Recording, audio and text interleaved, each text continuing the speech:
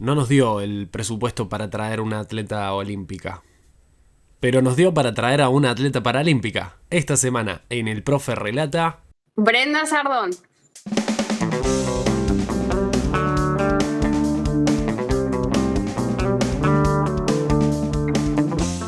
Bueno, Bren, bienvenida al Profe Relata. Directamente en tu presentación está cómo manejas la discapacidad en esta cuestión de ser, ¿cómo lo podríamos poner en palabras? Sí, cómo sobrevivir en un mundo que por ahí a veces nos desdibuja y en el deporte un poco pasa eso, así que bueno, la idea era ponerle un poquito ahí de humor, pero basado en hechos reales. Es como cualquier similitud con la realidad, exactamente, pero esta vez sí es real. Claro. Bueno, bienvenida, Bren, a esta tercera temporada de lo que es Argentinos Olímpicos y Paralímpicos. Bienvenida, realmente es un gusto enorme de que estés acá presente en esta charla divina que vamos a tener. Gracias por recibirme y contenta de traer la bandera del paralimpismo también. Bueno, yo quiero arrancar y siempre voy al principio. ¿Qué recordás de tu infancia en Bolívar? Recuerdo, bueno, el deporte desde ya, recuerdo eh, compartir con familia, recuerdo también compartir el deporte con mucha familia, que hay varios primos y hermanas que también compartíamos gimnasia artística, que también salíamos a correr, mi primo que corre, así que la recuerdo súper alegre, la verdad. Obviamente con algunas discusiones ahí con nuestros padres, pero muy alegre y la recuerdo siempre levantándome temprano porque gimnasia artística entrenábamos a las 8 de la mañana, así que recuerdo también eso, cuando iba a la tarde al cole, madrugaba para entrenar. ¿Gimnasia artística es como el primer contacto con el deporte que tenés? Sí, a los 4 años mis papás me llevaron, creo que arrancamos juntas con mi hermana, ahí en el gimnasio Posta Norte. ¿Y cómo fue evolucionando esa cuestión de gimnasia artística, pasando por diferentes deportes después? ¿Cómo fue esa evolución de esa Brenda antes del accidente, por ejemplo? Pues también fue mutando un poco como acá el podcast. Fui cambiando por diferentes cuestiones que mis entrenadores de gimnasia ya dejaron la ciudad, entonces ahí cambié, arranqué a correr, eran carreras de aventura, que no eran carreras simplemente una distancia, sino tenías como que atravesar diferentes como pasos, no sé, como era para chicos, en una parte del camino tenías que agarrar un girasol y ponerlo en la mochila, como pasar por un lodo, era como súper, me encantaba, era súper atractivo y eso lo hice por un tiempo y después ya básquet, natación y me quedé con básquet, que fue lo último que hice hasta que tuve el accidente. ¿Cómo fue esa situación de un día para el otro ser la misma persona, pero algo había cambiado en ese sentido? Para que lo expliques a la gente como diciendo, che, capaz no conocen a Brenda, no saben lo que hacen, ¿cómo lo explicarías a ese cambio y ese duelo? Sí, que nosotros estamos regresando de viaje y de repente me levanto en el hospital con la columna rota, básicamente, y yo no sabía en ese momento todo lo que conllevaba tener una lesión medular, entonces era mucha confusión. Me levanté obviamente en el hospital, ahí estaba sola, no sabía qué me había pasado, y recién como que me entero de lo que iba a pasarme a mí, a mi cuerpo, un mes y algo después del accidente, que dije, bueno, che, estas piernas siguen sin despertarse, me parece. Fue raro porque eso, no tenía conocimiento y era gracioso porque yo me acuerdo por unos temas y se demoraron en operarme, que ni bien tenés digamos, una lesión en la médula, lo importante es liberar cuanto antes. Bueno, yo estuve un mes y me acuerdo que en ese tiempo decía, bueno, si me operan mañana, prometo que no voy a jugar al básquet hasta que termine el año. Y yo ahora me río diciendo, bueno, no ibas a jugar nunca más al básquet parada. Me causaba gracia porque, o sea, no tenía noción de nada. Y es un poco eso, vas aprendiendo también. ¿Cómo llega el paracanotaje?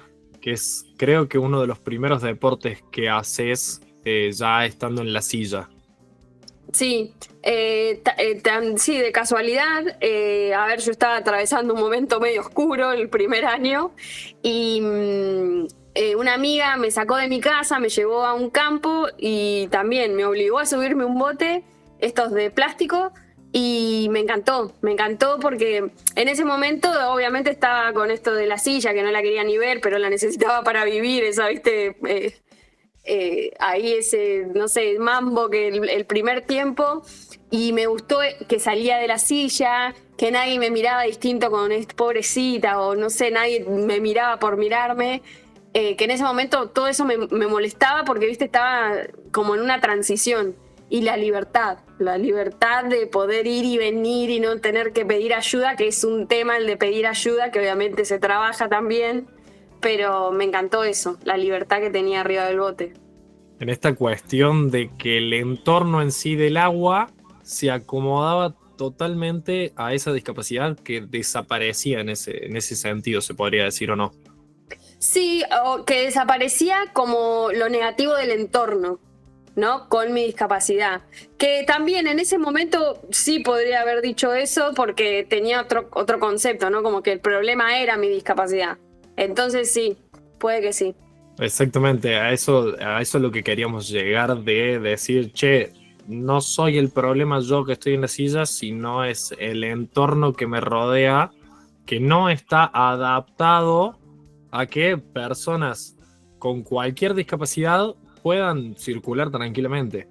Exacto, que eso es, también lo vas aprendiendo porque tenemos tan arraigados ciertos conceptos o la mirada hacia la persona con discapacidad que a veces te vas, pero no, digamos eso, no está preparado el mundo para una persona en silla, para una persona ciega y miles de discapacidades porque hay un montón.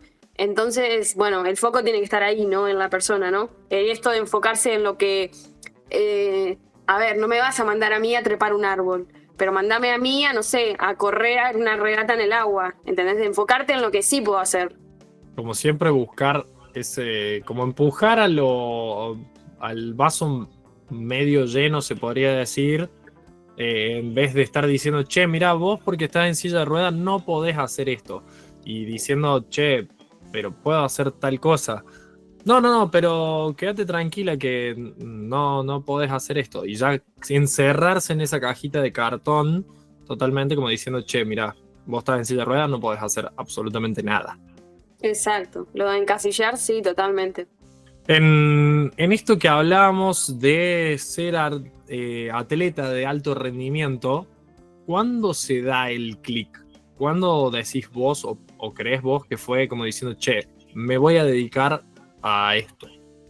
Fue ese mismo día que probé, la verdad. Se ve que toda la vida competí, me gustaba el deporte y como había encontrado eso y dije, che, me siento bien, que quiero hacer esto y ahí arrancó porque empezamos a investigar con mi familia y al poco tiempo ya arranqué, justo coincidió que en mi ciudad se estaba abriendo la escuelita municipal de canotaje, entonces fue como crecimos juntos. Como que fue de la mano, como diciendo, bueno, che, esto es para mí. Sí, sí. Exactamente. ¿Te acordás los sentimientos de la primera regata que hiciste? Uy, sí, fue el sudamericano en Chile. No dormí, la pasé como muy mal. Me acuerdo que tampoco pude desayunar porque te sentía eso en la panza, que a ver, lo podés usar para bien o para mal, pero en ese caso se me había cerrado el apetito, pero después lo redisfruté. Fue uno después aprendiendo, obviamente, con trabajo psicológico, entrenamiento y un montón más de la experiencia misma también. Pero no, ese día sí. La segunda parte fue excelente, pero el pre, tremendo. ¿Cuándo fue el cambio entre el canotaje y el remo? ¿Cuándo llega el remo? El remo llega porque, bueno, ya no estaba, digamos, no me estaba sintiendo cómoda. Si bien en lo que era rendimiento me estaba yendo muy bien, es más, en el último año de canotaje fui podio en una Copa del Mundo, que no es un mundial, es una instancia previa, pero digamos, era muy bien. No me llenaba, no me hacía feliz, no la estaba pasando bien, entonces justo en ese momento yo ya estaba entrenando en La Plata y ahí conozco a los chicos de remo porque tenemos las boteras pegadas y me empezó a seducir y bueno, me pasé. Después, la primera vez que tiré los 2K en remo me arrepentí porque, bueno, pasé de 200 metros a 2 kilómetros, que era mucha diferencia. ¿Cómo es la diferencia, para quien no sepa, de lo que es el canotaje y el remo en esta cuestión simple de decir, che, las diferencias que hay son estas y estas? Bien, diferente embarcación, nosotros avanzamos mirando hacia atrás, canotaje hacia adelante, y en canotaje el remo que tenés está suelto, la pala, y en remo está anclado al bote. Y las distancias, obviamente, que son súper importantes. Son lo súper importante como para poder entrenar y llegar lo mejor. Sobrevivir. ¿Cuándo fue la primera representación con la selección argentina? En general. En general. Y ahí con canotaje en el Sudamericano de Chile, ahí viajé por primera vez con la selección de canotaje y con remo al otro año que arranqué fuimos a una regata internacional en Varese que también nos sirvió porque nosotros nos tenemos que clasificar, tenemos un panel médico que nos clasifica para saber qué categoría somos, entonces viajamos a eso y también competimos ahí con el grupo de La Plata y más chicos que viajaron también del equipo. Justo mencionabas en las categorías que se dividen, ¿nos podrías explicar mínimamente cómo se dividen y de qué depende esa división, no? Sí, son 3 categorías que se dividen respecto a la funcionalidad del atleta. Como te habrán contado por ahí otros atletas, en el deporte para hay muchos grises. O sea, hay blancos y negros, pero hay muchos grises. A grandes rasgos, los 1 remarían con espalda alta y brazos, la categoría 2 con toda la espalda y brazos, y la categoría 3 son los más conocidos como los amputados bajos, los ciegos o disminuidos visuales, ese tipo. Pero bueno, eso, hay muchos grises. Hay uno que por ahí está en 1 que es 2, pero viste, es algo que pasa generalmente en el deporte paralímpico. ¿Te acordás esas sensaciones de la primera regata de lo que fue el pararremo con la selección? Sí, bueno, ahí ya tenía como 6 o 7 años de experiencia con la selección en canotaje, entonces me encontró diferente y fue puro disfrute. También justo corrí un bote doble, entonces también el bote en equipo me gusta mucho porque, a ver, es como, no sé, tenés un aliento ahí o es un trabajo en equipo en el momento de la regata, pero me gustó mucho y también me acuerdo que nos habíamos puesto el bote alemán en la mira y bien, le ganamos, entonces estábamos re contentos, pero fue muy lindo. ¿Cómo llega la clasificación a tu primer juego paralímpico a Tokio?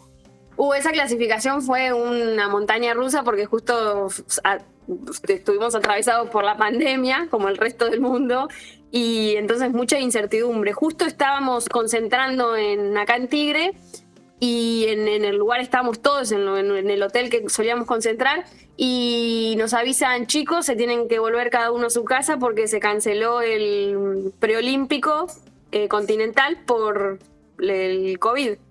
Y bueno, y ahí un año y medio después, o al año me parece, se llevó a cabo en 2021 el clasificatorio continental. Y me acuerdo cuando llegué al pontón, o sea, la rampa, que me encontré con mis entrenadores, fue como re contentos, pero un llanto de alivio de decir, es como un peso extra de este año de incertidumbre, pero fue puro disfrute, puro disfrute. ¿Cómo fue la preparación a esos juegos? La verdad, muy bueno. A ver, cosas a favor del COVID, dentro de lo que es del COVID. Como éramos un deporte al aire libre, fuimos los primeros autorizados a salir. Entonces, una vez que... Bueno, eso nos jugó a favor, digamos. Entonces, estuvimos casi prácticamente por ahí solos en el agua, entrenando, no había mucho tráfico, entonces teníamos mucha calidad de entrenamiento, y también en el gimnasio estábamos solos, aparecía una perrita que después la adopta mi hermana, dato de color, pero es como que estaba desierto el club, entonces como que pudimos hacer bien foco en el entrenamiento. ¿Y las sensaciones de llegar a ese juego paralímpico? Fue muy lindo, la verdad. Yo creo que siempre había soñado con tener un equipo de trabajo que todos tuviéramos como en la misma onda, en la misma sintonía, ¿no?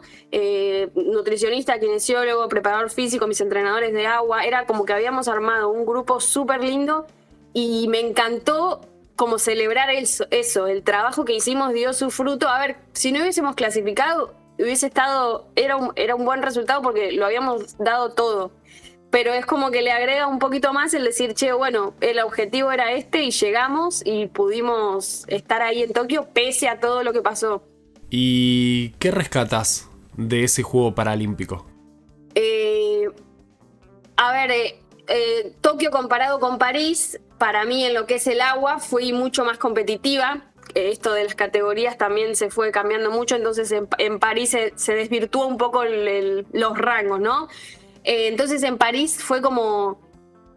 En Tokio tuvimos un diploma que nos dimos... A ver, llegamos no pensando como objetivo el diploma, nosotros fuimos a dar la mejor versión, ¿no? Y cuando corrimos la primera regata dijimos, che, pucha, mi entrenador Juani, que le encantaba hacer gráficos y Excel, decía, no, pero mira, el tiempo de estaríamos acá. Todo obviamente estaría, porque las regatas hay que correrse. Pero me acuerdo que diciendo, che, pero estamos en chance, tenemos chance de pelear por el octavo, el último diploma. Y fue ahí día a día. Y me acuerdo que lo re disfruté. Como atleta uno siempre trata de cuando está, a ver, hablo por todos, voy a hablar por mí, siempre trataba de cuando estaba en la línea de salida, de sentir como ese estado de flow que le llaman, que es como solamente pensando en rendir, obviamente concentrada, pero relajado, como disfrutando también. Y fue la primera vez que logré eso en una regata. Y se sintió súper bien. Y obviamente se vio en los resultados. Entonces, lograr ese estado es súper difícil. Obviamente hay que trabajarlo, pero me encantó porque nunca lo había sentido. Y bueno, y llega ese diploma paralímpico que era un capaz, pero al final llega. ¿Cómo lo podés resumir a ese diploma? Me acuerdo que cuando nos lo entregaron en la villa, llegó el sobre y Juana me llama, y mi entrenador, y me dice, llegó el diploma. Y yo no sé por qué tenía en la cabeza que iba a agarrar como esos de antes de las películas. Como un papiro, tipo, como diciendo. Cuando saca Juan el diploma, digo, pero esto es como diciendo, viste, como que la loca esperaba más, no sé qué esperaba. Bueno, eso sí. Pero fue muy gracioso, nos empezamos a reír y como que nos abrazamos de vuelta. Se sentía como bien, y el hecho de esto, de compartirlo con, obviamente, mi familia, que me banca siempre, y el equipo de trabajo, era como... Se sentía súper bien eso, que sea un logro compartido. ¿Y cómo llega, sabiendo que era un poco más corto, esta preparación para París, para estos Juegos Paralímpicos? Sí, eran un año menos de clasificación, y mi clasificación fue rara porque son 3 instancias, nos presentamos en las 3 y... una instancia quedó abajo, entonces eran el mundial y el repechaje, que es mundial también. No quedamos, y entonces, bueno, listo, lo dimos todo, no quedamos ahí en la puerta, tocando la puerta. Y de la nada por ahí nos avisan que habían descalificado a la atleta alemana porque estaba usando las piernas cuando no se puede en nuestra categoría, o no se podía. Y subimos nosotros, y fue como, ¿qué? Súper raro. Pero sí nos habíamos preparado un montón para las instancias previas, ¿no? Y cuando no quedamos, es como que fue, bueno, lo dimos todo, o sea, nos aplaudimos, decir, che, hasta acá, o sea, no desmerecer el trabajo que hicimos, que fue espectacular. Así que sí, fue como raro, nunca, es como que, ¿qué chances hay de que pase eso?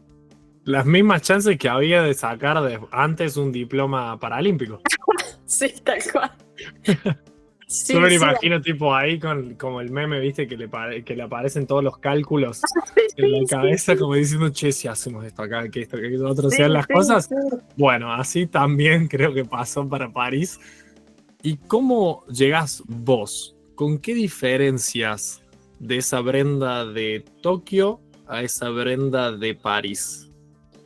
Eh, Hicimos una preparación muy buena, pero yo creo que a diferencia de Tokio, con esto de las categorías, sí es verdad que estaba un poco disconforme porque no sentía que había fair play. El tener que correr con alguien que empuja con piernas contra yo que voy con espalda alta y brazos es mucha la diferencia y se notan las regatas. Entonces había ahí nada, se sentía, era eso, como que sentía que iba a correr, pero muchas de nosotras no teníamos que estar en esa categoría. Pero obviamente salimos a dar también la mejor versión. Y en rendimiento sí, no, creo que quedamos décimas.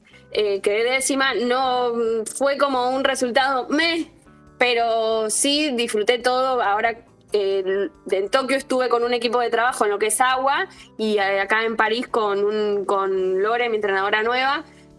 Así que también disfruté todo el proceso porque estuvo muy lindo también. Pero bueno, en lo que es competitivo, eso, el tema de las categorías, un poco digo, medio. Lo que hablábamos de antes de los grises, de lo que es el deporte paralímpico, como que falta ahí. Grises, luz apagada algunos. Directamente. Al negro. Totalmente sin, así, tapándose los ojos, como diciendo, Claro, bueno, sí, che, es terrible. acá Pero hacemos bueno, así. sí, sí.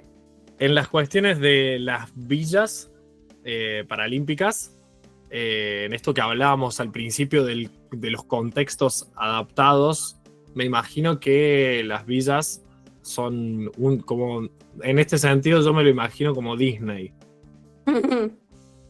Sí, totalmente, es un sueño porque yo siento que una parte de mí cuando entra a la villa, en ambas, en Tokio y en París, relajo en el sentido de que sé que no voy a tener que chocarme con ninguna barrera física y tampoco humana, porque si pasa algo que no recuerdo que haya pasado, pero hay 10 personas que se enfocan en esto. No, che, el problema está acá, en vos. No, el problema está acá, en nosotros, la estructura. Entonces es como entrar y puro disfrute, porque está todo pensado, ¿no? Nos tienen en cuenta, básicamente. Nos ven como personas civiles. Como directamente esa parte mental del día a día se relaja totalmente y Sí. termina siendo como, che, realmente me siento un deportista, una deportista en el cual no se tiene que absolutamente enfocar en otra cosa, de si pasa el bondi con rampa, de que si tengo que andar por la calle porque las veredas están totalmente destruidas. La gente que no pregunta y ayuda Me sin agarran, sí. preguntar. Como esas cuestiones que uno como deportista experimenta en su vida cotidiana, o simplemente el acceso a un edificio, por ejemplo. Sí, sí, totalmente. Y también con respecto a lo que es la comida. Yo soy vegetariana y siempre es un tema cuando viajo de que no es muy difícil que me abran una lata de garbanzos. Es como muy difícil que integren la proteína vegetal. Y acá tenés, pero lo que pidas. Qué increíble. No llego a imaginar. O sea, he visto algunos videos así muy cortitos de lo que es dentro de la villa, pero me imagino lo que debe ser estar dentro de la misma. Sí, sí, sí. Para mí top 1. Yo voy al juego, yo clasifico al juego por el buffet. No hay otro objetivo. Medallas, nada, no. Acá vamos directamente por la comida y por la accesibilidad. Después del Claro. otro, no. Es Secundario. segundo plano. Si pudieras ponerle un nombre a cada uno de los juegos, ¿cómo los llamarías? ¡Guau! O por lo menos definirlos en una palabra. El primero sería. Ay, che. Sí, como. Es disfrute puro, como un golden cuando se tira a la pileta que está ahí chocho dentro de la pileta. Y París fue como más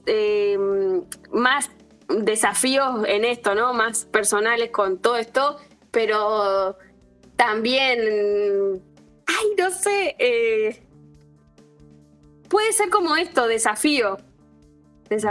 Va. Es una de las partes complicadas de la entrevista ponerle un nombre a cada juego por todas las cosas que ocurren dentro. Pero me encanta el tema de la definición de un golden tirándose la pileta, es buenísima. Esa es buenísima. Nadie creo que se había atrevido a tirar semejante explicación para un juego paralímpico. Muy y acá filosófica. Tremendo. Flaco o flaca, si no entendés cómo se sintió Brenda en su primer juego paralímpico, no estamos entendiendo muy bien las cosas. En otra pregunta, ¿estabas estudiando o estás estudiando la licenciatura de Educación Física? Que eso nos toca un poco a la par y en esto vamos a charlar capaz un poquito. ¿Cómo es intentar cambiar la mirada de estos edificios o de estas instituciones desde adentro? ¿Cómo es el desafío? Sí, la conjugación correcta es el pasado, por el momento está detenida, pero sí es verdad que cursando la carrera, yo estaba haciendo la licenciatura, pero bueno, coincidía con el profesorado los primeros años. Y la verdad que me llamaba mucho la atención porque, a ver, yo teniendo un panorama amplio, de decir, conozco lo que es el deporte de alto rendimiento, el deporte adaptado por fuera de lo que es la facu, y conozco a los profes que son entrenadores ahora, y digo, pero a esta gente nadie la forma. En el currículum no hay nada que trate el deporte como de alto rendimiento o deporte adaptado. Y si lo hay una materia ahí suelta que está bien, la típica, bueno, peor es nada, pero para mí debería estar mucho más atravesado lo que es discapacidad y deporte dentro de la carrera, que cuando se hable de X cosa, que no digas, bueno, y por este lado discapacidad. Siempre pongo el mismo ejemplo de cuando das básquet en un eje, ¿no? Decir, bueno, tenés básquet 3x3, 5x5, no sé, todos los que hay, y también tenés básquet en silla. Y las características son tal. Punto, listo. No necesitas hacer como un temón, y como meterlo, ¿no? Porque el profe que sale sin conocimiento y son pocos los que después, a ver, hay mucha gente claramente, pero de ese porcentaje es poco el que después interviene o se vincula con la discapacidad en el deporte, porque si no te toca de algún lado, no tenés idea, lo ves como algo recreativo o no lo ves como alto rendimiento porque no te formaron en eso. Entonces el tema está en la educación, no en los profes o entrenadores. Claro, en el mismo sistema de que no baja esa línea como diciendo, che, no es diferente. Es como en este podcast, por ejemplo, si agarrara y dijera, bueno, a los olímpicos los entrevisto de una manera, a los paralímpicos los entrevisto de otra, y muchísimas gracias porque son 2 temporadas totalmente diferentes. No es el objetivo de esto. El objetivo así, como directamente lo pude hacer yo, que soy una simple persona mortal, lo podríamos hacer en esta educación como Brenda tranquilamente lo define, de decir, che, hay esto y esto, no es esto, y al otro lado de la colina está lo otro. Sí. Mirando tus redes sociales, sí. ¿De dónde surge Sam Brenchu? Es también utilizando el recurso de la ironía y también yo fui a colegio católico toda la vida y un poco también de ahí, de esto de que ni bien tuve el accidente, mi casa en un momento se había convertido como en un altar. Que el agua de acá, que la estampita, que esto, que el otro, que Diosito te va a salvar. O me sigue pasando en la calle, hace poquito me pasó una, vos tenés que leer el proverbio, no sé qué, te vas a curar, que... a ver, lo digo desde el respeto, ¿no? Hacia la otra persona pero es ese como que te invade el Diosito, Jesús te va a salvar, que es un momento que vos estás con un montón de cosas en tu cabeza. Entonces, un poco agarro eso, un poco la ironía, y fue para la charla TEDx de acá de Tigre, que también fue toda una charla con ironía, pero dejando un mensaje, ¿no? Un activismo irónico, Y ahí se me ocurrió San Brenchu y utilizarlo como el patrona de los 5 minutos, porque es lo que cuando estacionan, que dicen, no, pará, son 5 minutos, me subo y me voy, tapándote la rampa. O bueno, el de la inspiración en el sentido de eso, los inspiramos solo por tener una discapacidad. Porque vos podés inspirarte en alguien por el deporte que hace o por te gusta esa persona y cómo se maneja. Pero inspirarte en nosotros solo por tener una discapacidad es esto que hablo de, bueno, mirá, podría estar peor, podría ser como esta nenita, pobrecita en silla, y yo estoy bien con mis 2 piernas, 2 brazos, ¿no? Va en ese, ¿qué es? Me acuerdo, siempre lo hablo con mi hermana, que es psicopedagoga, que siempre consulto temas con ella porque ella tiene como lo teórico de la discapacidad como más, como mejor, digamos, ¿no?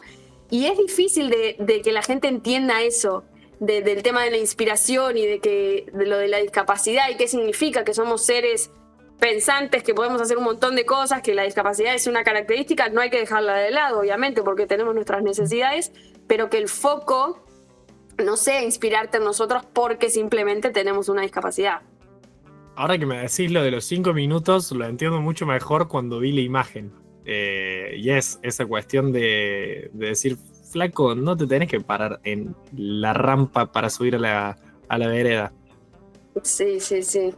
Y acá donde vivo ahora me pasa un montón todos los días. Yo creo que la gente, eso también lo digo siempre porque para mí la gente dice, ¡ay no, qué exagerada! ¡Ay, qué pesada con estos temas! Pero es que es todos los días cuestiones que son básicas. No te estoy diciendo que hay que romper un edificio y modificar. Son cuestiones humanas, que es todos los días. Con esta discapacidad, me imagino que Silvio o los otros chicos que entrevistaste tendrán sus temas también porque son discapacidades distintas. Totalmente. Pero es una cuestión que a algunos le parece lógico y otros no entienden de que la silla no todavía en el 2025 no le evita. Sí, No es como que las ruedas se le hacen tipo como 2 propulsores. Sí. Y como que podés levitar un mínimo escalón, sino como que es la única forma en la cual podés subir a la vereda y... Sí. Nuestra nafta no es Red Bull, que claro, no nos da balas. Claro, exactamente. Mejor explicado imposible. Mejor explicado imposible en esta cuestión de esta charla media irónica, media en serio, que va muy en serio. Sí. En esta cuestión de las redes sociales, ¿cómo te ayudan a educar desde el deporte?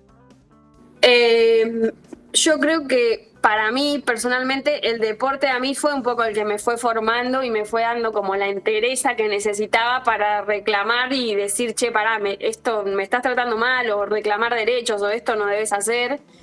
Lo agarré desde el deporte, entonces también un poco lo trato de transmitir desde ese lado, porque por ahí también se necesita, como que hay que hacer mucho trabajo desde esto de que no nos vean como que es algo recreativo, o a ver, que lo que pasa cuando prendes el canal en julio, agosto, septiembre, ¿qué ves? El juego olímpico, el juego ahora está teniendo un poco más, pero así pedacitos, pero no tienen la misma transmisión. Entonces creo que un poco eso se ve en el discurso y en las acciones, ¿no? Que es como ahí, bueno, sí, y peor sería esto, como viste, uy, bueno, pero algo es algo, con la rampa así empinada, algo es algo. Y el que viene con la silla eléctrica que pesa 100 kilos, ¿qué te dice ahí?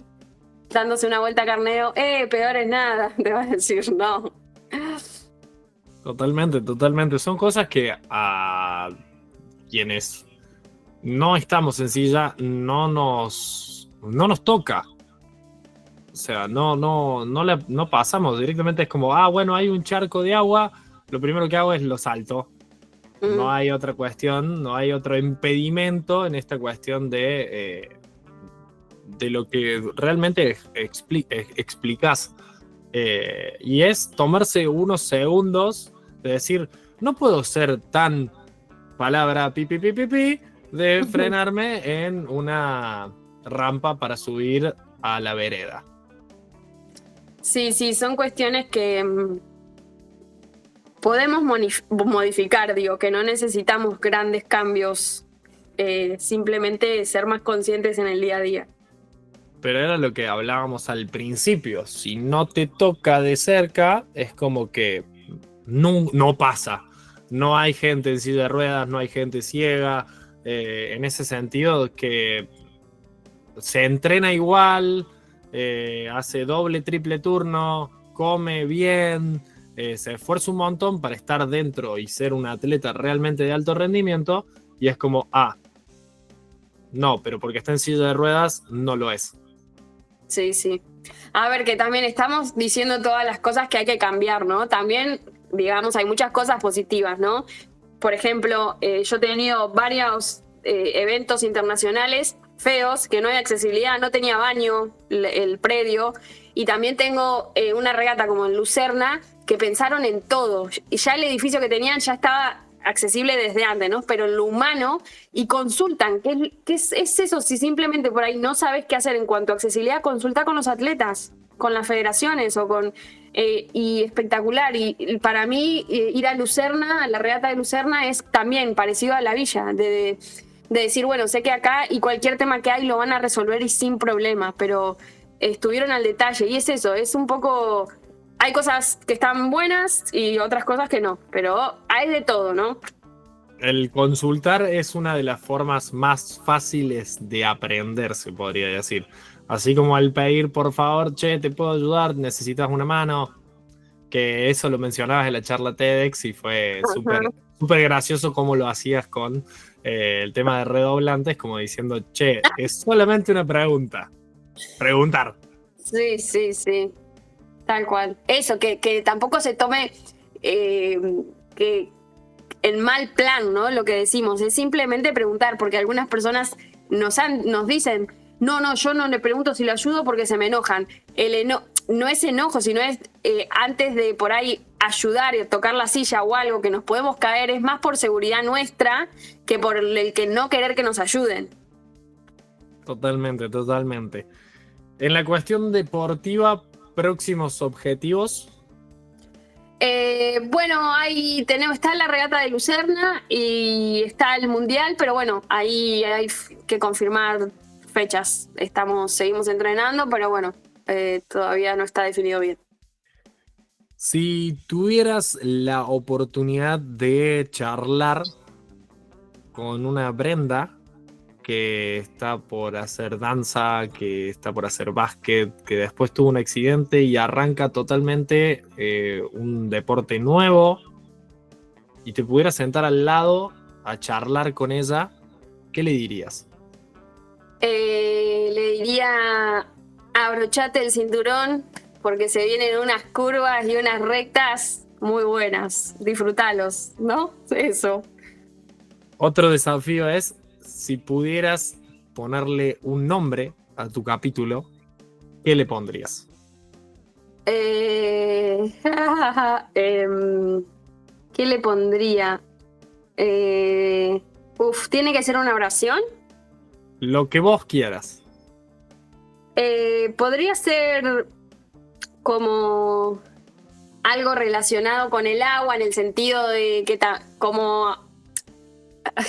se ponía re filosófica ahora. Como esto del río que fluye, pero... Ay, no sé, tendría que pensarlo más, pero podría ser relacionado a eso, a que a pesar de y debido a, todo continúa, ¿no? Como que a pesar de, lo dejamos así, todo Claro. fluye. Claro.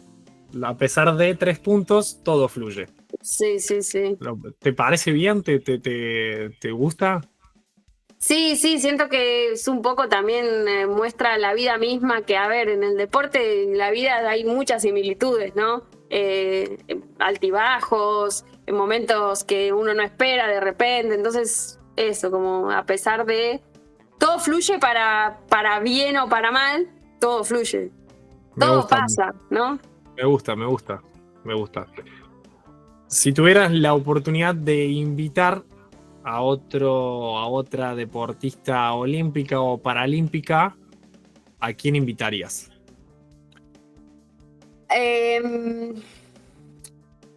Invitaría a... paralímpico podría ser a Facu, que es un paratriatleta de Tucumán. que tenemos ahí, nos hicimos amigos online, compartimos un montón, bueno, viste, el camino del atleta con sus altibajos y todo, está como él y que está, nada, anda muy bien, compite y me parece que también tiene todo un trabajo, un proyecto solidario por fuera del deporte que está buenísimo también, así que a él. Y sí, y olímpico... te tiraba dos. No, a Facu. Me encanta, buenísimo. No, me gusta mucho y encima sobre todo traer cosas que a veces el deporte atraviesa, como vos decías, y esto de que Facu tenga algo por fuera del deporte me hace tenerle intriga de empezar ahora, tipo, de decir, che, empiezo a buscar y empiezo a ver cómo lo puedo contactar a Facu. Así que la verdad, Bren, nada, así como empezó irónico todo esto de que no había presupuesto, de que simplemente ponerlo como en una inferioridad al deporte paralímpico, nos queremos despedir de esta entrevista con lo mejor. Así que la verdad, Bren, la verdad que muchísimas gracias por pasarte por el Profe Relata, por darme absolutamente tu humor, que ya como lo vengo siguiendo, más o menos lo intenté manejar de la mejor manera. Y la verdad que absolutamente muchísimas gracias por abrirte, por sentirte, creo que cómoda. Así que la verdad, muchas gracias. Un placer, sí, la pasé súper bien y nada, voy a estar atenta a los capítulos con los otros atletas también. Y sí, terminamos como viene con los laureles en lo alto. Bueno, muchísimas gracias, Bren. A vos. Y gracias a vos por sumarte a la comunidad del Profe Relata. Si querés seguir descubriendo historias de deportistas argentinos olímpicos y paralímpicos, no te olvides de seguirnos en Instagram como @elproferelata. Nos vemos en la próxima.